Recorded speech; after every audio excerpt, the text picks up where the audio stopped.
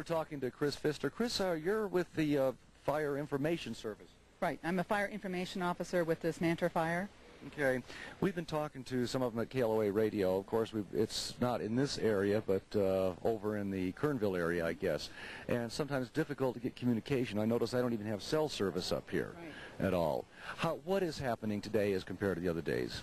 Well, we were able to successfully do a firing operation yesterday. We basically burned the Kennedy Mountain, which is just in back of the Grumpy Bear restaurant facility here. So to sort of basically put some burned fuel or burned area in between the front of the fire and the community here. We knew we had an active eastern flank of the fire. That is what is currently burning today, and is burned up Pine Creek Canyon. We went in there early today. I mean, we knew that that area was a threat. It's very steep. It's very difficult in terms of access. Very difficult for us to do anything in the way of actual direct firefighting. And so we tried to do some preventative activities in terms of brushing away from the homes there, putting foam on them as much as we could. They left that area probably about mid-afternoon as the fire activity increased, which was anticipated just due to, I mean, that's what it's been doing every day. And all the flame and smoke that were actually, the smoke and the activity we're seeing is from that.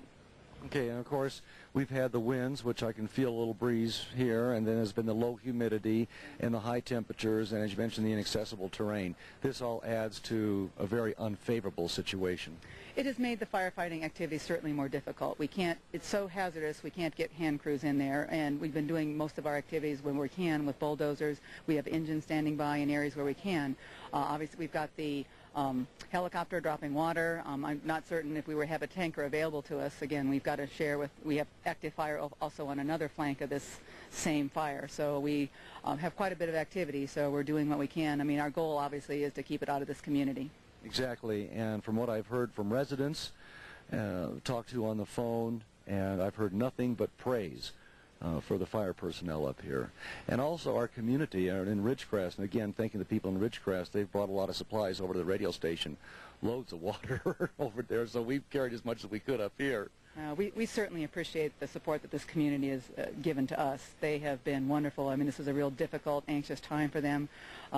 We had lost just a few buildings before, basically outbuildings. I'm not certain what time. There are houses in Pine Creek Canyon, unfortunately, and what their fate is, we obviously don't know at this point in time. But the community has been wonderful to us. We just only hope that we can do right by them, and we very much appreciate all the extra water that other folks are giving us. Thank you. Great. Chris, what's the prognosis now?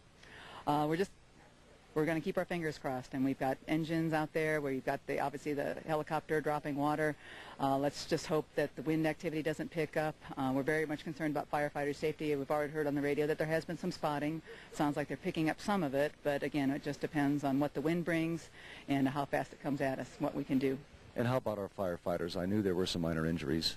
The injuries have been minor. There have been 8 so far. Some of them actually were like some slight driving accidents, lacerations, things like that. On these small roads going back into the forest. A couple of minor burns. Fortunately, one is actually through someone's personal protective equipment. Just the heat of the fire was so intense.